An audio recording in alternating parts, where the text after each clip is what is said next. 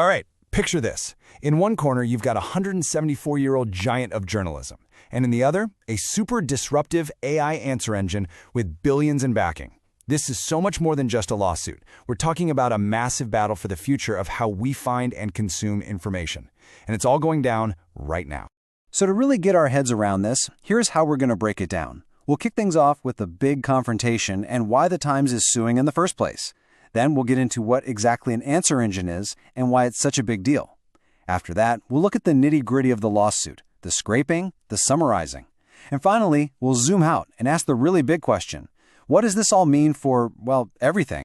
Okay, first up, let's meet the two main players in this high-stakes showdown. You've got this legacy institution of journalism on one side, and on the other, a tech startup that's trying to change the whole game. So, on one side of the ring, we have the New York Times. I mean, think about it. For almost 2 centuries, they've built this incredible global reputation on one core thing. A massive, and I mean massive, investment in actual human reporters on the ground in over 170 countries. And then you've got the challenger, Perplexity AI. It's a super fast-growing startup, and they don't call themselves a search engine. No, they're an answer engine. Their whole promise is to give you direct knowledge, so you can just skip the links and not have to wait through a bunch of search results. And this is where it all boiled over. The Times went ahead and filed this major lawsuit, basically saying Perplexity has been illegally copying millions, literally millions, of its articles to train and power its AI. This wasn't just some legal threat. This was the shot that kicked off a truly landmark battle. All right, so what is the Times case actually built on? What's the legal foundation here? Well, it's about way more than just a few copied articles. It's really about protecting the fundamental value of original work.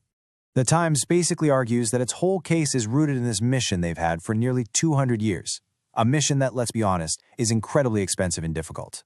It's all grounded in the huge effort and cost of producing original, fact-checked, and reliable journalism. And just to give you a sense of the sheer scale of what's at stake here, just look at this number. The Times holds the copyright to over 10 million individual works. That's not just a collection of articles, it's a gigantic library of human-created knowledge and reporting. And you know, it's not just about the huge number of articles. It's about the recognized, award-winning quality. With 145 Pulitzer Prizes, the Times is making a very clear point.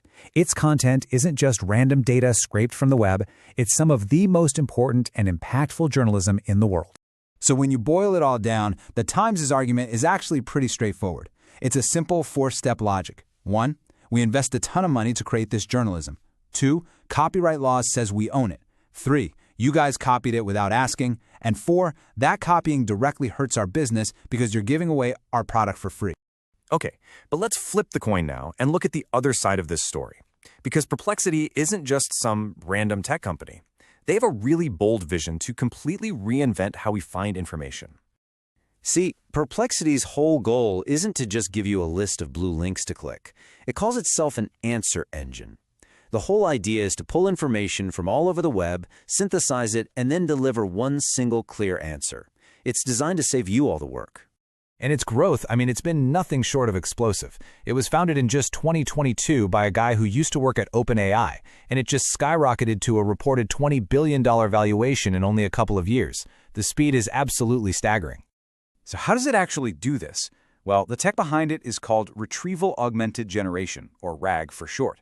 Now, in simple terms, instead of the AI just, making things up, it first retrieves relevant info from the web. Then it uses that content it found to generate its answer.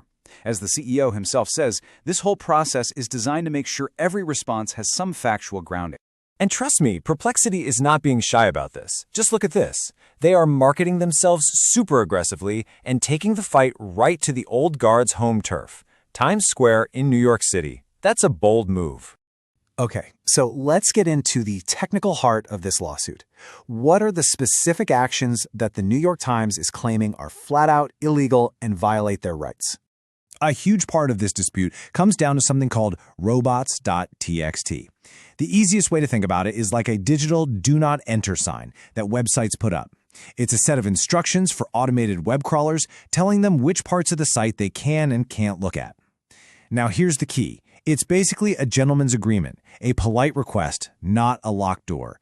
And the Times put that sign up specifically for Perplexity. But here's the kicker. This isn't just an accusation from the Times. The lawsuit points directly to Perplexity's own public documents, where it says that one of its main web crawlers generally ignores robots.txt rules. I mean, it's right there in black and white.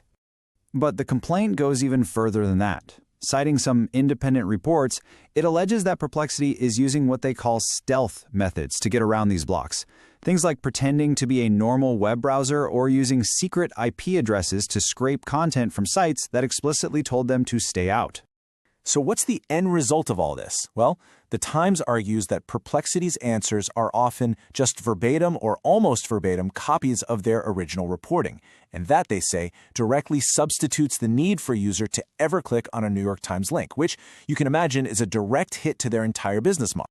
So you might be thinking, okay, it's a fight between two big companies. Why does this one lawsuit matter so much to the rest of us? Well, let's zoom out now and look at the bigger picture, because this case raises some huge questions for all of us.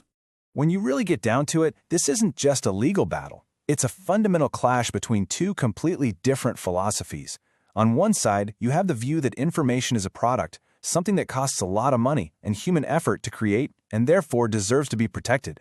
And on the other side, you have the view that information is more like a utility, a public resource that AI should be able to synthesize for maximum efficiency. The outcome of this case is going to have ripples that go far, far beyond just these two companies. It could literally redefine the rules of the road for the internet in the age of AI. It could set a massive precedent for how all AI companies can use online content.